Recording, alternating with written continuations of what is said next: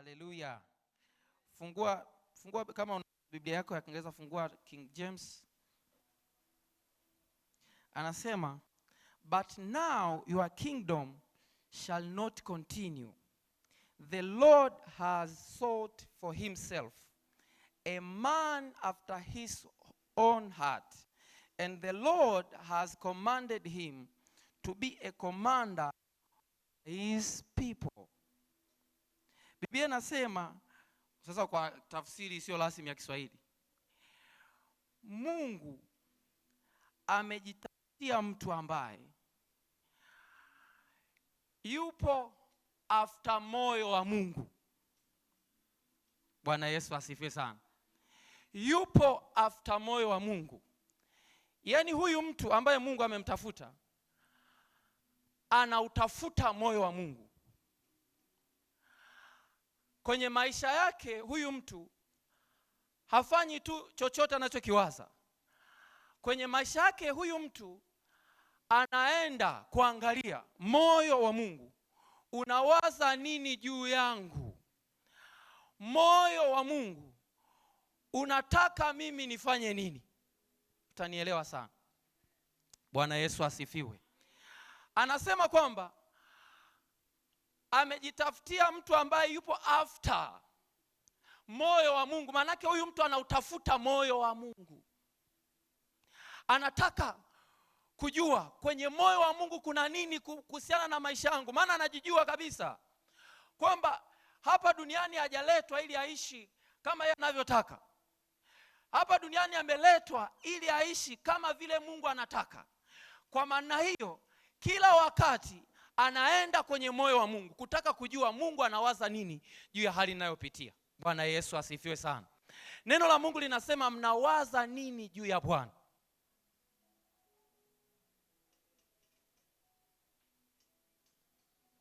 Unajua kwa nini Mungu mara nyingi sana ni ngumu kuwainua watu, kuwapa mamlaka watu? Kwa sababu wengi wanaopewa hizo mamlaka wanazitumia vibaya. Hawazitumii kama vile Mungu anavyotaka. Kwa hiyo sasa Mungu akija akaona kuna nafasi fulani, hamchagui tu mtu yoyote, kwa sababu ana uwezo wa kuongoza kwenye hilo eneo, ana uwezo wa kukaa kwenye hilo eneo. Kuna kitu kingine ambacho Mungu anaangalia. Anaangalia huyu mtu nitakapomweka kwenye hiyo mamlaka atafanya kile ambacho mimi ninakitaka.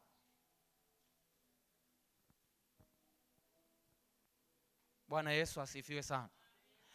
Mungu anaangalia kuna nafasi, kuna mtu nataka kumpandisha kwenye eneo la uchumi. Nikishampandisha kwenye hilo eneo la uchumi, je, atafanya vile ambavyo mimi ninataka? Atazitumia zile fedha kama vile mimi ninataka? Kwa sababu sasa hiyo fedha zitakuwa ziko kwako. Je, utazitumia kama vile Mungu anataka? Okay. Mungu anataka kumpa mtu ufalme. Hampi tu mtu, anaangalia kwanza huyu mtu nikimpa ufalme atafanya kama vile mimi ninataka? Atakuwa anatafuta kujua mimi ninawaza nini juu ya hiyo nafasi ambayo ameipata na kuifanya na kufanya kama vile anavyotaka. Bwana Yesu asifiwe sana. Haleluya. Unajua unaweza ukawa unaomba sana kwamba Mungu akuinue, akupe nafasi fulani, lakini nimegundua Mungu hawezi kukupa hizo nafasi kwa sababu tu naomba. Mungu hawezi kukupa hizo nafasi kwa sababu tu nataka. Kuna kitu ambacho kwanza ataangalia. Kama utakuwa na uwezo wa kutumia hiyo nafasi sawa sawa na mapenzi yake. Angalia jaribu ambalo Yesu alilipata la mwisho. Unaona shetani anampandisha juu ya mnara mrefu. Anamwambia hivi, jitupe, maana imeandikwa, malaika watakuja na kukubeba. Yesu akasema usimjaribu Bwana Mungu wako. Kumbuka, Yesu anaenda kuwa na mamlaka juu ya dunia, chini ya mbingu na mbinguni. Bwana Yesu asifiwe sana. Lile jaribu lilikuwa limelenga nini?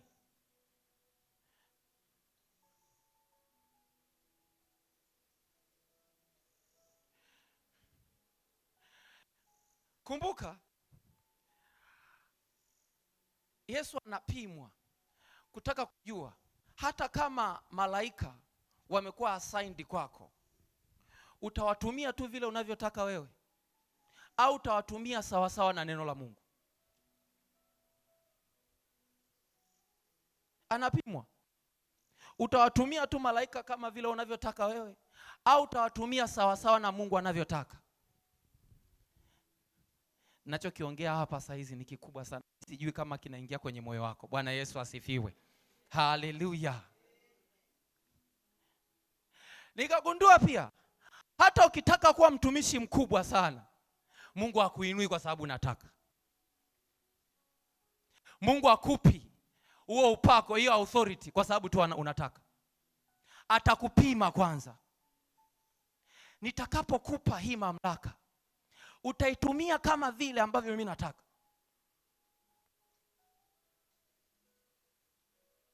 Nimeshangaa sana. Kwa nini Mungu anaenda kumchagua Daudi? Eti kwa sababu tu anatafuta kufanya mapenzi ya Mungu. Nikasema kulikuwa kuna watu, Israeli lazima kulikuwa kuna watu wengi sana wana kipawa cha uongozi. Kulikuwa kuna watu wengi sana wanaoweza kuongoza.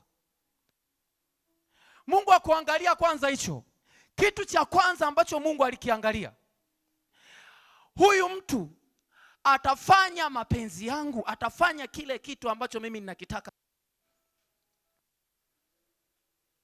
Unataka Mungu akuinue mpaka wapi? Mungu akikuinua mpaka hapo unapotaka, utafanya mapenzi yake, utatafuta kujua Mungu anawaza nini na kufanya kile ambacho yeye anakiwaza. Sasa cha ajabu, Mungu hakupimi kwamba utafanya mapenzi yake baada ya kukuweka kwenye hiyo nafasi. Nasema hivi, Mungu hakupimi kwamba utafanya mapenzi yake baada ya kukuweka kwenye nafasi. Anakupima kabla. Kwa hiyo sisi hapa wote tuko kwenye vipimo.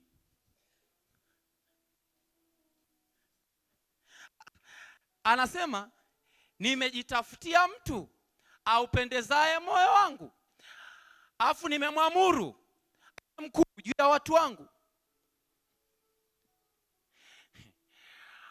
Nimejitafutia mtu aupendezaye moyo wangu. Maana yake Mungu ameona kabla hata hajamweka Daudi kwenye kiti cha kifalme, ameshaona kwamba Daudi anaupendeza moyo wangu, anafanya mapenzi yangu. Bwana Yesu asifiwe. Haleluya. Nisikilize. Kama upo ofisini, Mungu akitaka kumpromoti mtu, anaangalia kwanza mahali ulipo, unafanya mapenzi yake. Bwana Yesu asifiwe. Haleluya.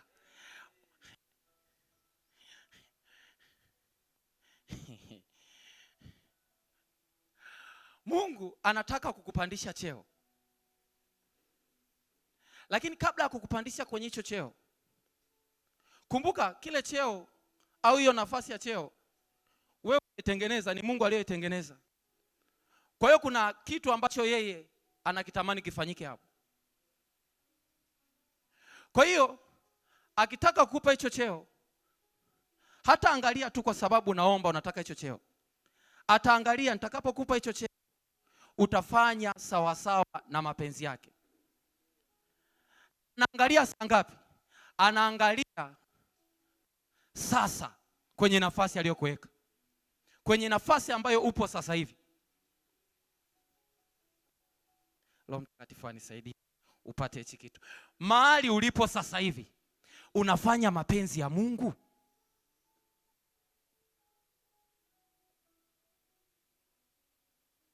mahali ulipo sasa hivi unafanya mapenzi ya Mungu?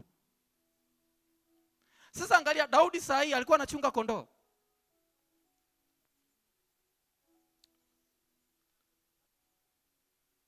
Kwa hiyo huwezi kusema kwamba kwa nafasi ambayo mimi nilipo hamna chochote ambacho ni mapenzi ya Mungu. Sio kweli.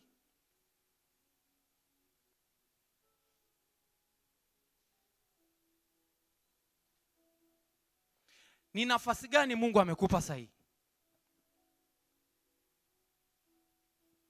Ni nafasi gani Mungu amekupa sasa hivi? Sasa hivi unafanya nini kwenye hiyo nafasi? Unafanya kile ambacho kinakuja kwenye akili yako au unatafuta kujua mapenzi ya Mungu?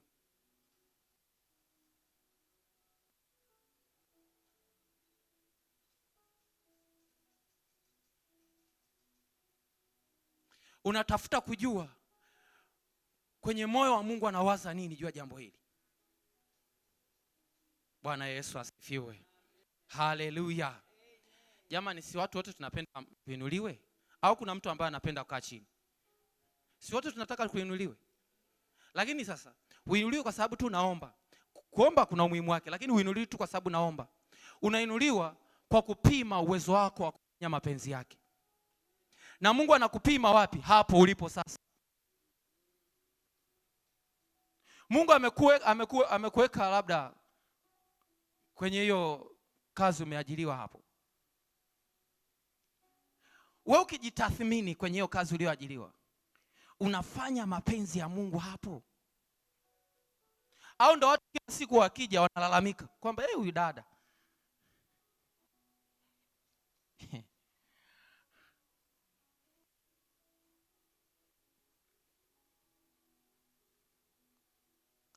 Kwa hiyo siku zote tukitaka kuinuliwa, jitahidi kuyajua mapenzi ya Mungu kwako sasa hivi.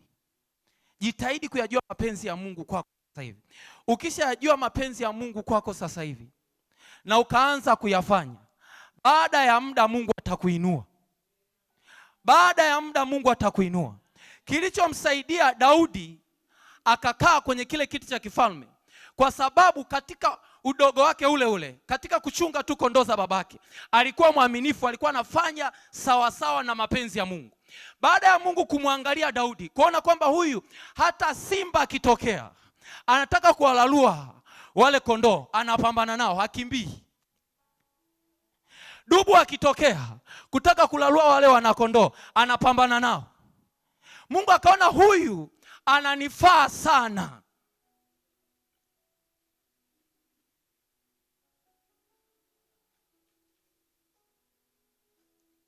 Lakini wewe umewekwa kwenye hiyo ofisi, muda wa kwenda kazini saa 2, wewe unatokea saa 3.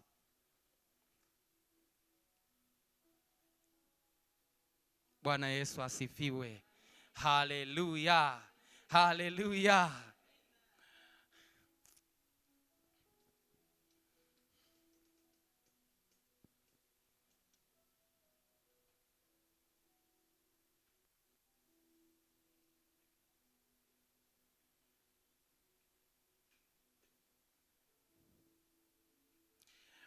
Noti, mtu yoyote anayetafuta na kuyafanya mapenzi ya Mungu mahali popote alipo, baada ya muda atapewa mamlaka.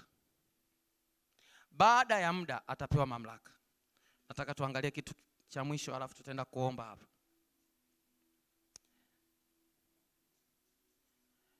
Jambo la 4.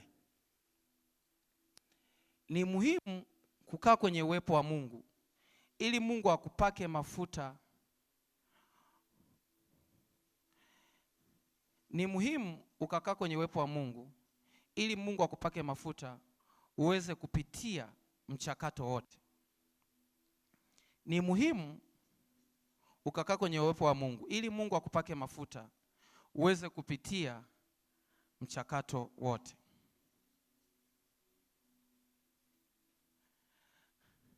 Haleluya. Unaona, baada ya Mungu kumchagua Daudi kuwa mfalme, Mungu akamtuma Samuel akaenda akampaka mafuta Daudi. Lakini unaona mpaka Daudi anakuja kukaa kwenye kiti cha kifalme, wakati anapakwa mafuta alikuwa na miaka 17, kati ya 17 hapo ya kuwa mfalme. Anakuja kuwa mfalme akiwa na miaka 30. Hasa na wakati anakuwa mfalme akiwa na miaka 30, akapakwa mafuta tena.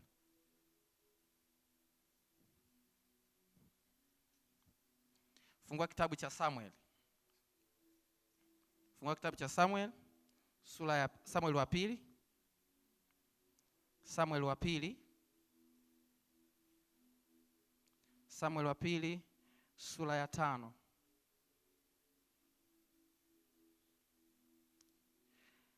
Samuel wa pili sura ya 5. Ndipo kabila zote za Israeli zikamwendea Daudi huko Hebroni, wakasema naye wakinena, tazama, sisi tu mfupa wako na nyama yako. Zamani za kale, hapo Sauli alipokuwa mfalme juu yetu, wewe ndiye uliyewaongoza Israeli wote nje na kuingia ndani. Naye Bwana akakwambia, wewe utawalisha watu wangu Israeli, nawe utakuwa mkuu juu ya Israeli. Basi wazee wote wa Israeli wakamwendea mfalme huko Hebroni, naye mfalme Daudi akapatana nao huko Hebroni mbele za Bwana. Wakamtia Daudi mafuta awe mfalme juu ya Israeli. Daudi alikuwa amepata miaka 30 alipoanza kutawala, akatawala miaka 40. Huko Hebron alitawala miaka 7 na miezi 6, na katika Yerusalemu alitawala miaka 33 juu ya Israeli wote na Yuda. Kwa hiyo naona wazee wa Israeli wamemwendea Daudi, wanampaka mafuta awe mfalme akiwa na miaka 30. Sasa swali langu, yale mafuta aliyompaka Samuel yalikuwa kwa ajili ya nini? Kwa sababu kama anaketi kwenye kiti cha kifalme anapakwa mafuta, manake ni mafuta ya kumsaidia kwenye ufalme. Yale mafuta aliyopakwa na Samuel yalikuwa kwa ajili ya nini?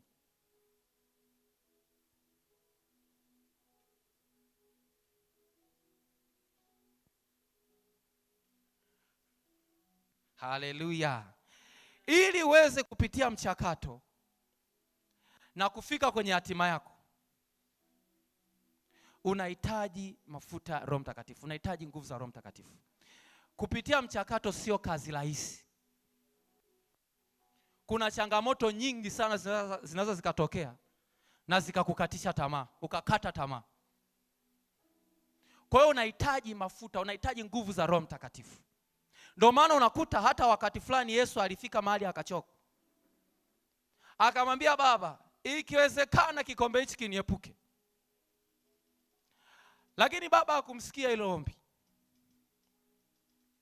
Malaika wakashuka wakamtia nguvu, akaendelea kuomba.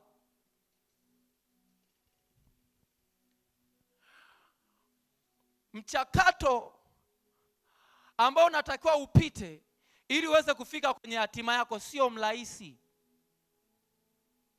Kuna changamoto nyingi sana zinaweza zikatokea na zikauvunja moyo wako, zikakufanya ukatie tamaa hata destiny yako, ukatie tamaa hata ndoto yako. Fikiria kwa habari ya Yusufu, mara atupwe kwenye shimo, mara awe mtumwa wa Potifa, mara apelekwe gerezani. Mimi nakwambia sio kwa nguvu zake, ilikuwa ni kwa sababu kuna nguvu za Roho Mtakatifu zilikuwa zimemfunika. Huwezi ukapita kwenye njia zile kwa nguvu zako na ukasurvive, ni ngumu sana. Lazima kuna mafuta ambayo Mungu aliachilia juu yake. Haleluya, haleluya. Kwa sababu mchakato sio mwepesi, na kwa sababu sio mwepesi, usifikiri Mungu atakuhurumia usipite. Mungu atataka upite kwa sababu ndo anakutengeneza. Haleluya. Kama Yesu akumhurumia kupita msalabani, na wewe hata kuhurumia. Kwa nini? Kwa sababu niliwaambia Jumapili, kwa sababu unapopita hapo kuna kitu kikubwa Mungu anakitengeneza ndani yake. Mungu akiangalia kitu anachokitengeneza, kwa hiyo kupita kwenye huo mchakato ni kikubwa zaidi kuliko maumivu unayoyasikia. Kwa hiyo ataamuru tu upite, kwa sababu kule unakokuendea ni kukubwa zaidi. Na kwa sababu hiyo, hata kama maumivu yatakuwa makali, Mungu atatilia nguvu zake kupitia nguvu, songa mbele. Haleluya. Ndio maana Mungu anaachilia ya mafuta. Kwa hiyo Daudi alipakwa mafuta.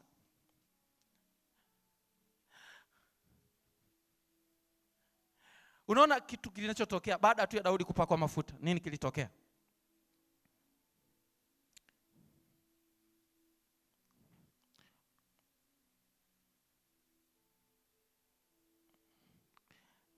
Samueli wa kwanza 16.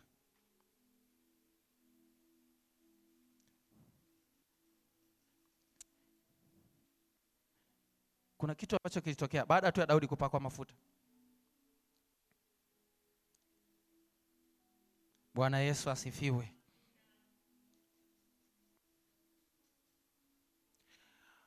Mungu atakupaka mafuta, ataachilia mafuta juu yako au nguvu za Roho Mtakatifu juu yako ili kukusaidia uweze kupitia kwenye huo mchakato. Na baada ya kukupaka hayo mafuta, kuna vitu ambavyo vitaanza kutokea kwako. Kuna vitu ambavyo vitaanza kutokea kwako. Kitu cha kwanza, Mungu atakupa kibali kwa watu ambao wanatakiwa kukufundisha. Mungu atakupa kibali kwa watu ambao wanatakiwa kukufundisha.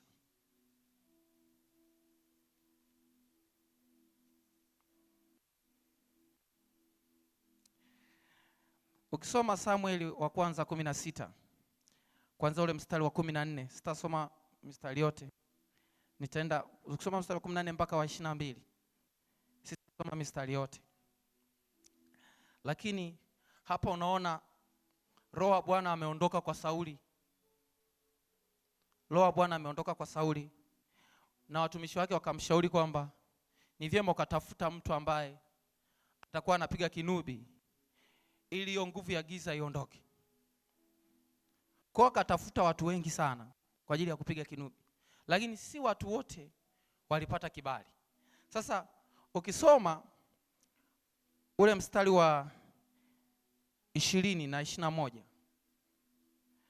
neno la Mungu linasema, Yesu akamtoa punda kwa mkate na kiliba cha divai na mwanambuzi, akampelekea Sauli kwa mkono wa Daudi mwanaye. Basi Daudi akamwendea Sauli, akasimama mbele yake, naye akampenda sana, naye akapata kuwa mtu wa kumchukulia silaha zake. Kisha Sauli akapeleka watu kwa yeye, akasema, tafadhali mwache Daudi asimame mbele yangu, maana nimeona kibali machoni pangu. Maana ameona kibali machoni pangu. Unaona tu, baada ya Daudi kupakwa mafuta, kuna mlango ambao unafunguka. Daudi anaanza kuwa karibu na mfalme. Huoni hichi kitu kikitokea kabla Daudi hajapakwa mafuta?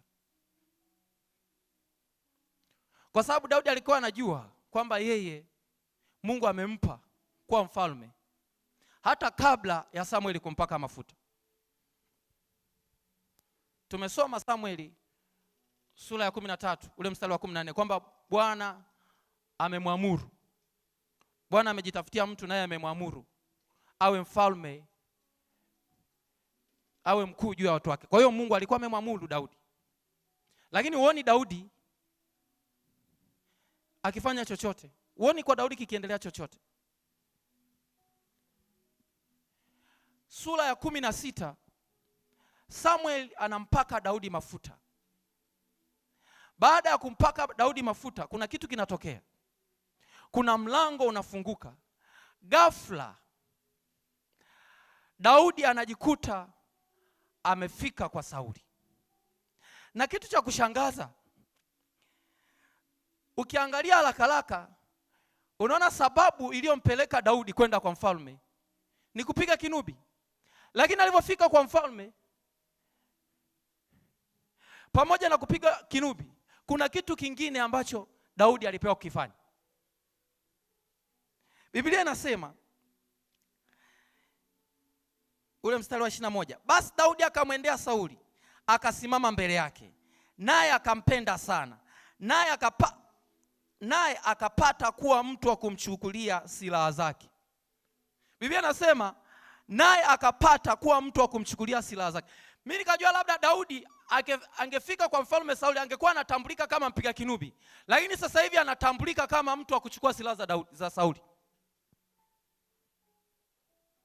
Manake hii imempa nafasi ya kuwa karibu sana na Sauli, ya kujifunza vitu vya kifalme kwa ukubwa. Kati ya tatizo mojawapo ambalo mwenye pia mara kwanza lilinisumbua, unapokuwa una maono, changamoto kubwa ambayo utaipata ni nani wa kukusaidia kufika kwenye yale maono?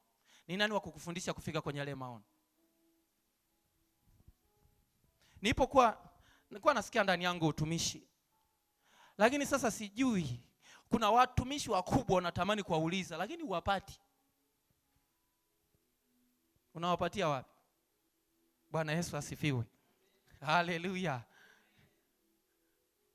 Kwa hiyo unakuwa na mahangaiko hivi, sasa ndo unafanyaje? Hujui chochote, unatamani kumtumikia Mungu lakini hujui unaanzia wapi. Na watumishi wakubwa kuwapata ni kazi. Bwana Yesu asifiwe. Haleluya. Okay, Mungu labda amekupa ndoto ndani yako. Wewe utakuja kuwa labda rais. Nikisema rais wengine wanasema mtumishi. Haya, labda anataka kukufanya wewe waziri mkuu, uwe kiongozi mkubwa wa kiserikali. Una hiyo ndoto, lakini unaangalia hivi ndio nafanyaje? Sina connection hata na mtu yeyote ambaye yuko kwenye system. Naanzia wapi? Hicho kitu kinasumbua sana, kwa sababu huna ufahamu wowote juu ya hizo nafasi. Watu wengi wana vipawa ndani yao, wana maono ndani yao, lakini wanakosa watu wa kuwaongoza namna ya kutembea kufika kwenye ile njia. Bwana Yesu asifiwe. Una ndoto ya unaona kabisa kwenye maono yako Mungu anakuonyesha biashara kubwa, lakini hata mfanya biashara mmoja mkubwa hujawahi kukutana naye. Zaidi ya kukutana kina mangi. Haleluya. Haleluya. Unatamani kufungua kampuni kubwa, lakini huna connection hata mtu mmoja ambaye ana kampuni. Kipindi kama hicho kinakuwa kinatesa sana. Haleluya. Kwa mimi kipindi hicho nikaanza kumwomba Mungu, Mungu niinulie mtu atakayeniongoza kwenye utumishi wangu. Na wakati unaomba, saa nyingine unaomba bila imani, kwa sababu unaona mbona kama haiwezekani, nitakuwa karibu kweli na yule mtumishi. Lakini unaomba kwa sababu Mungu anaweka hiyo ndani uombe. Kwa hiyo nikawa ninaomba. Sikiza nikwambie, kuyafikia maono yako kwa kujitegemea wewe kama wewe peke yako, utatumia muda mwingi sana. Maono ambayo wewe unayataka kuna mwingine anayaishi tayari. Bwana Yesu asifiwe. Aina ya biashara wewe unayotaka kuifungua, kuna mtu anaishi hiyo biashara. Aina ya kampuni ambayo unataka wewe kuifungua, kuna mtu anaishi. Sasa ukitaka wewe upambane kwa akili zako mwenyewe mpaka ufikie hayo maono, utatumia muda mwingi sana. Lakini ukipata mtu ambaye ameshafika kule, yeye ashajua njia ya kufika kule, kwa njia ambayo sio sahihi, atakwambia usipite hapo. Atakuelekeza kanyaga hapa. Itakuwa ni rahisi kwako. Lakini ukitaka kutumia nguvu zako kufika kwenye hiyo hatima yako, utatumia nguvu nyingi sana. Unahitaji mentor ambaye tayari yeye ameshafika kule. Yule atakuelekeza. Sasa sio watu wote wana utayari wa kukuelekeza. Kuna watu ambao wamefika kule lakini hadi akuelekeze, hii shughuli unayo. Haleluya. Haleluya. Kwa hiyo sasa ndio hapa mafuta ya Roho Mtakatifu yanahitajika. Kwa sababu Biblia inasema Daudi alipoenda kwa Sauli akasimama mbele yake. Biblia inasema Sauli akampenda Daudi. Akampenda Daudi. Mimi nakwambia ukipendwa na mtu ambaye amefika tayari kwenye maono yake, atakuelekeza kwa urahisi sana. Lakini haitoshi tu hivyo. Unaona Sauli anatuma ujumbe kwa baba yake Daudi, Yese. Anamwambia mwache Daudi akae huku kwa sababu amepata kibali machoni pangu. Kwa hiyo unahitaji kibali kwa watu ambao watakufundisha. Unahitaji kibali kwa watu ambao watakumenta. Na hicho kibali ukipati tu hadi mafuta ya Roho Mtakatifu yao juu yako. Yale mafuta ya Roho Mtakatifu, ule upako wa Roho Mtakatifu ndio unaokupa kibali wewe kwao watu. Haleluya. Haleluya. Kwa hiyo kuna watu ambao Mungu amewaandaa kwa ajili yako. Kwa ajili ya kukutrain, kwa ajili ya kukufundisha, kwa ajili ya kukushika mkono. Pita hapa, pita hapa, pita hapa, pita hapa. Biblia inasema Daudi akawa mbeba silaha wa Sauli. Manake Daudi naye akapata opportunity hapo ya kujifunza hata namna ya kupambana na vita, si ndio? Bwana Yesu asifiwe sana. Kwa sababu zamani wafalme, sifa moja ya mfalme ambayo alitakiwa kuwa nayo ni kujua kupigana. Kwa sababu anaongoza majeshi kwenda kupigana.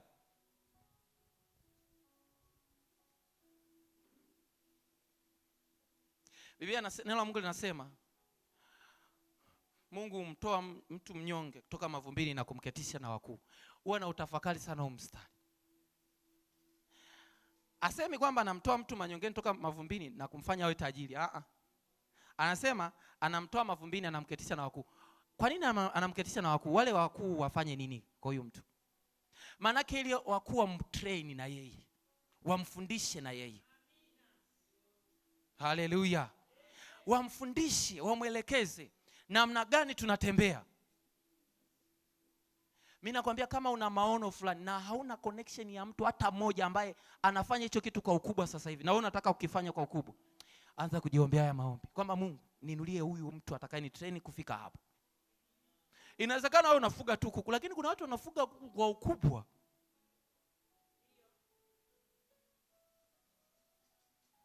Bwana Yesu asifiwe. Haleluya. Haleluya. Kwa sasa ukikutana na mtu kama huyo, atakusaidia sana kwa sababu yeye anajua ashapita hizo njia. Haleluya. Lakini hayo mafuta, kwa nini Roho Mtakatifu anaachilia hayo mafuta? Kwa ajili ya kukutambulisha.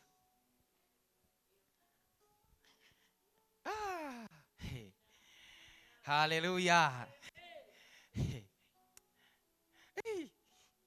Nilishangaa sana jana wakati nasoma Biblia, nilishangaa sana. Nimshangaa sana Daudi. Unaona Daudi baada ya kupakwa mafuta ndipo Goliath anatokea. Na Israeli wote, Biblia inasema Israeli wote na Sauli walifadhaika na kupata hofu sana. Walimwogopa sana Goliath. Nikusomee huu mstari.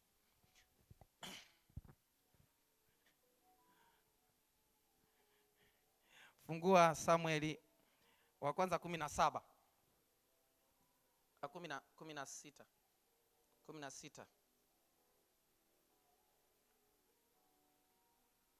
No, ni 17, sorry. Ni 17.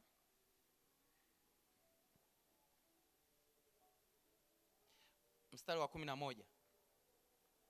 Neno la Mungu linasema, basi Sauli na Israeli wote waliposikia maneno ya Mfilisti, manake Goliath, wakafadhaika na kuogopa sana. Walifadhaika na kuogopa sana. Kwa hiyo Israeli wote na pamoja na Sauli hawakuwa na uwezo kabisa, ujasiri kabisa wa kwenda kupambana na Goliath. Wote. Biblia inasema Israeli wote, au mimi nasoma vibaya? Inasema wote kama mimi? Wote. Yaani kwenye taifa lote la Israeli hakuna hata mmoja mwenye ujasiri wa kumwendea Goliathi. Lakini mtu mmoja tu ndio anao ujasiri, ambaye ni Daudi. Ila Mungu akitaka kupandisha anakutengenezea namna. Bwana Yesu asifiwe. Yaani kuna katatizo kanaweza katokea ofisini, kila mtu hawezi. Alafu ghafla wewe Mungu akakupa huo ufahamu, ukatatua hilo tatizo. Kwani kwa Yusufu ilikuwaje? Kwa Daniel ilikuwaje? Hakuna hata mmoja alikuwa anaweza kutafsiri ile ndoto. Lakini yeye tu Yusufu, hakuna mmoja kwenye nchi ya Misri aliyekuwa anaweza kutafsiri ndoto. Ni Yusufu tu. Unajua kilichomfanya Yusufu akakaa kwenye kiti cha waziri mkuu? Ni kutafsiri ndoto. Mungu akufanyie mpenyo kama huo kwenye maisha yako. Kwa hiyo Mungu amemwotesha ndoto Farao, wachawi wote, waganga wote, kwa sababu hao ndio walikuwa wanatafsiri before, ndio maana aliwaita. Lakini this time hawawezi. Mtu mmoja tu mtu mmoja tu ndio anatafsiri ile ndoto. Ninakuombea katika jina la Yesu, Mungu akufanyie mlango kama huo. Kwenye biashara yako Mungu akufanyie mlango kama huo. Kwenye kampuni yako Mungu akufanyie mlango kama huo. Itokee tu. Makontrakta wote wanaona hichi kitu hakiwezekani, ila wewe tu Mungu amekufungulia inawezekana.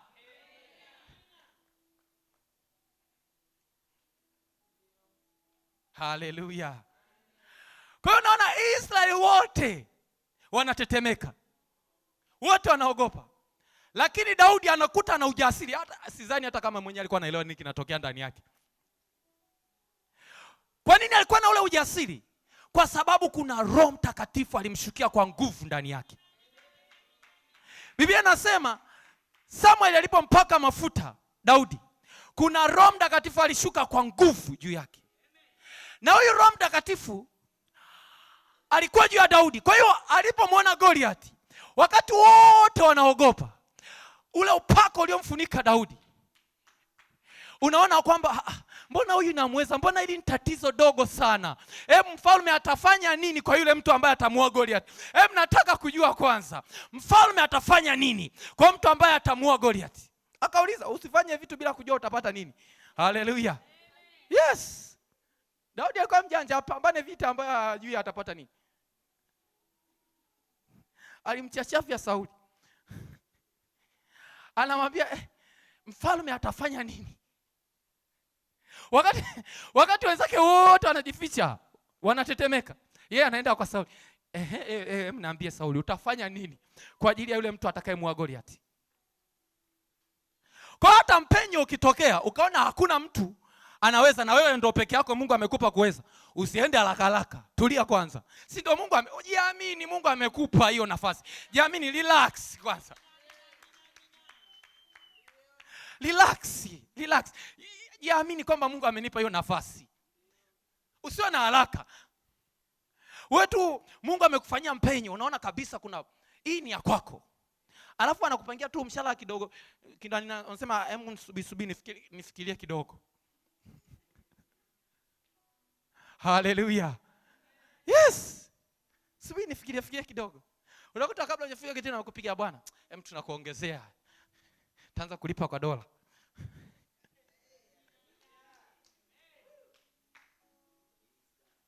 Lakini unapofanya hivyo na uhakika upako uko juu yako.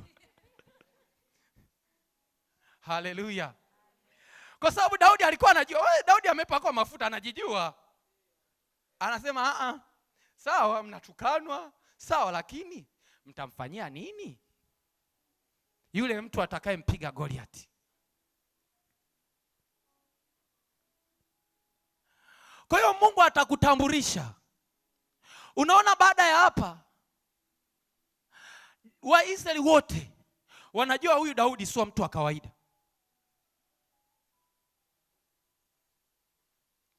Sauli mwenyewe akaanza kumwogopa Daudi. Mungu akatambulisha kipawa cha Daudi.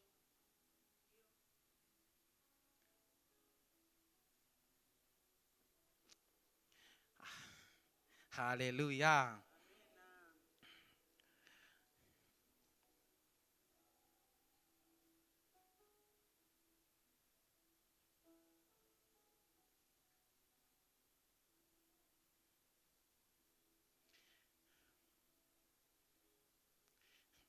Angalia Samueli wa kwanza 18 mstari wa 16. Samueli wa kwanza 18:16. Neno la Mungu linasema, lakini Israeli wote na Yuda wakampenda Daudi, kwa kuwa alitoka na kuingia mbele yao. Wewe unafikiri kama Daudi asingepambana na Goliath, hawa jamaa wangempenda saa ngapi?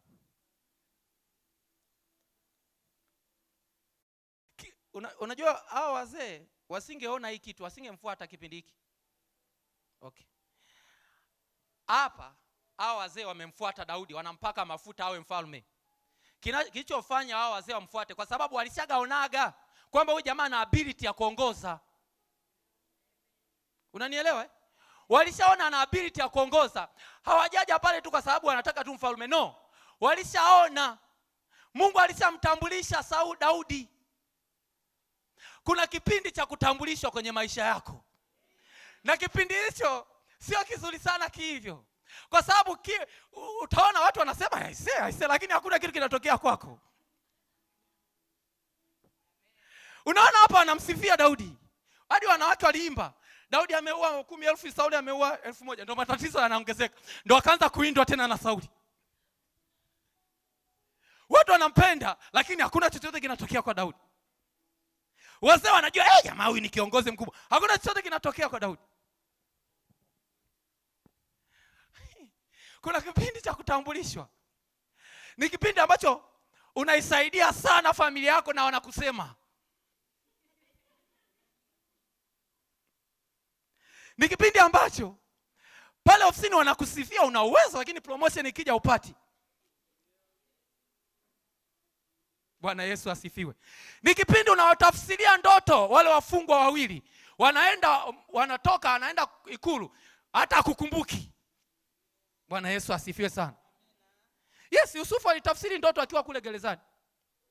Na akamwambia yule jamaa mmoja, aisee, ukienda huko nikumbuke bwana.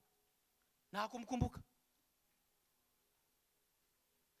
Mungu anafanya nini? Anatambulisha kipawa ulichonacho. Kuna saa ya kipawa chako kutambulishwa. Na saa hiyo hakuna chochote kitakuwa kinatokea kwako. Utakuwa unafanya watu wanasifia tu, wanakusifia, lakini nothing is happening. Hawa jamaa wanasema wewe ndio uliyewaongoza. Sasa Daudi anawaongoza Israeli wote wakati mfalme yupo. Na still hawafanyi chochote. Bwana Yesu asifiwe. Kwa wazee walijua kabisa huyu jamaa anajua kuongoza. Walijua kabisa huyu jamaa anajua kupigana. Lakini ufalme hapana. Kwenye maisha yetu kuna season ya sisi kutambulishwa. Kuna season ya sisi kutambulishwa. Huu upako uliokuwa juu ya Daudi ulikuwa unatambulisha kipawa chake. Huu haukuwa upako wa kumfanya Daudi awe mfalme. Ulikuwa ni upako kwanza wa kumpa kibali kwa watu watakaomfundisha. Lakini pili, wa kumtambulisha kipawa chake. Ndio maana huoni upako ukimsaidia Daudi kuwa mfalme. Hapana.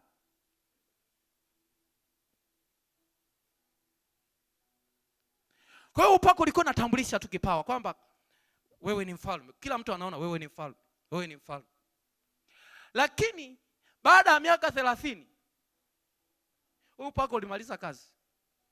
Kuna upako mwingine ukaja, wakampaka mafuta tena awe mfalme. Haleluya. Sasa mimi sijui uko season ipi. Inawezekana na wewe uko unatambulishwa. Kwa kuwa mvumilivu tu. Saidia watu wanakusimanga. Fanya kazi kwa bidii ofisini, wanakukata na mshahara juu. Inatokea hiyo. Sasa usipojua unakasirika eti. Lakini unataka ujue Mungu anakitambulisha kipawa chako. Kuna siku isiyo siku. Kuna watu watakufuata. Na wanakufuata kwa nini? Kwa sababu walishakuona. Kile kipindi ambacho wewe unafanya kazi unakatwa na mshahara, unafanya kazi kwa bidii na unakatwa na mshahara, walikuona. Kuna vitu unavyovifanya sasa hivi hapa, wewe unahisi hakuna anayekuona, kuna watu wanakuona. Kuna watu wanakuona. Saa yako ikifika hutajua ni saa ngapi hao watu wametokea. Wanasema huyu anastahili kukaa kwenye hichi kiti. Huyu anastahili kabisa, anastahili. Ndicho wazee walichokifanya, wakamwambia hii Daudi unastahili kabisa kukaa kwenye hichi kiti. Sasa fikiri kama Daudi kipindi hicho anafanya hayo mambo, alafu hawamrecognize. Akazila na akasema na mimi naacha. Kama sisi tunavyozilaga. Yaani mimi ninajitoa, ninafanya hivi. Yaani hata mtumishi hajawahi kunitembelea.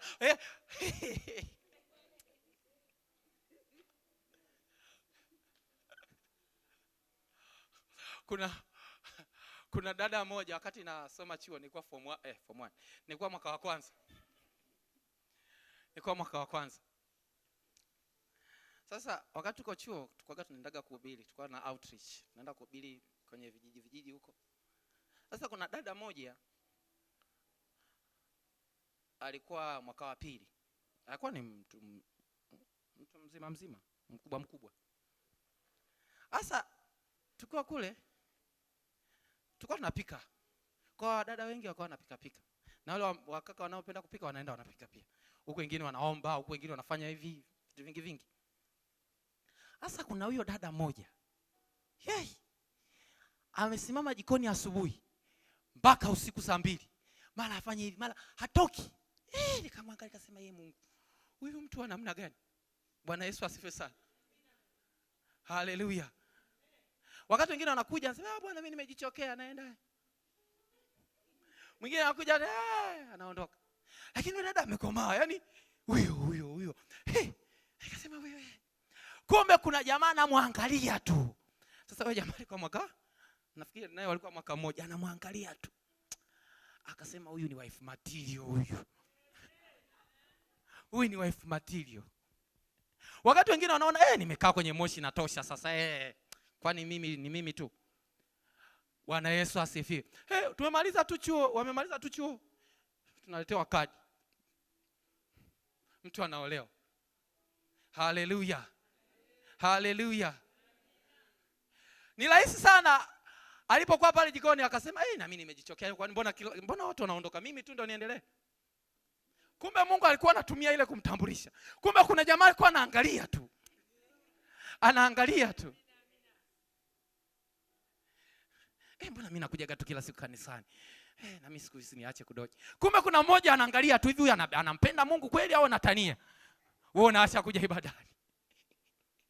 Na wale jamaa anasema kumbe ulikuwa ni upepo tu. Haleluya. Kuna saa ya kukutambulisha. Saa ya kukutambulisha huoni chochote kikitokea. Lakini kuna chochote kinatokea huko usiko kujua. Haleluya. Haleluya. Haleluya.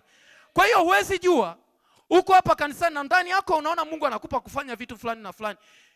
Endelea tu kufanya. Endelea tu kufanya. Kwa sababu hapa kanisani hujui ni yupi. Bwana Yesu asifiwe. Haleluya. Haleluya. Haleluya.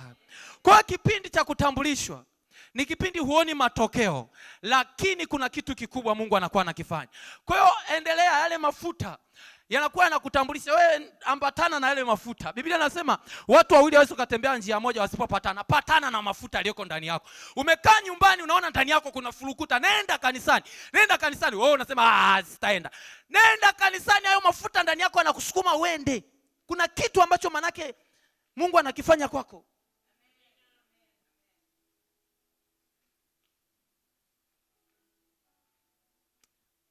Falme.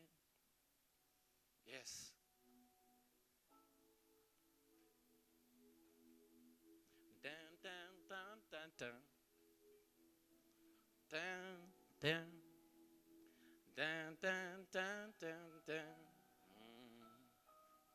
Yes.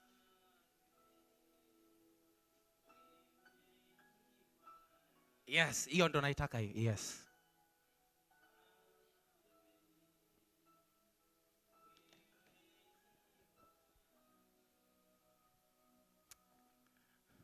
Nikupe ushuhuda huu wakati anaendelea kupiga hivyo kidogo.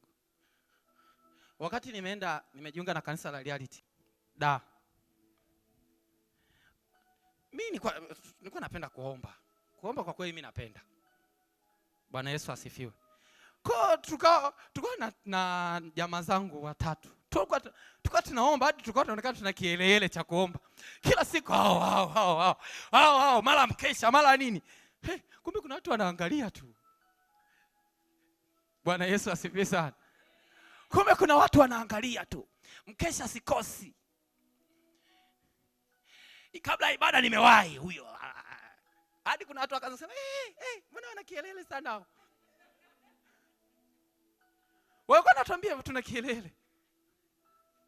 Na tulikuwa tunaangaliwa, ukikosea madogo tu unayo. Fuata kanuni zote za kanisa. Tulikuwa tunafuata. Tunaomba vibali vya kukesha. Tunakesha. Sasa jichanganye usiombe afu kakesha. Tulikuwa tunaonekana tuna kielele. Sisi ndani yetu tunafanya kwa moyo, yaani tunapenda kuomba. Kwa hiyo tunaomba. Hatujui nini kinaendelea, sisi tunaomba. Tunaungana na ule upako unao ndani yetu. Tunaomba. Kumbe huko kwingine watu wanaangalia. Bwana Yesu asifiwe. Kuna unajua siku zote kuna watu wanaambiwa wanaangalia wabaya na wazuri. Wale wabaya wanakujaga haraka. Nyinyi mbona mna kielele? Sasa ukikatisha tamaa na wale utapishana na kizuri kingine. Haleluya. Tunaendelea tunaomba. Na ninachoshangaa na wale wenzangu wote nilikuwa naomba nao. Alafu anasikiliza, mtumishi sema.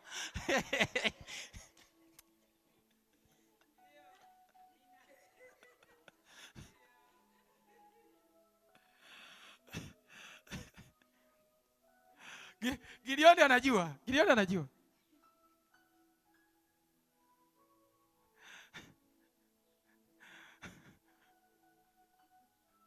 Simalizi.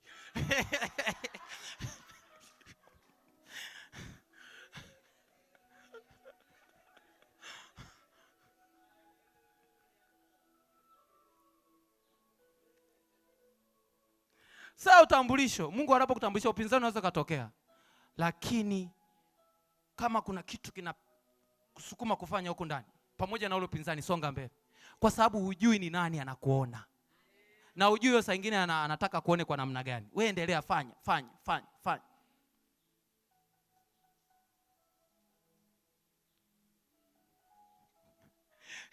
Haya, bado mnataka nimalizie?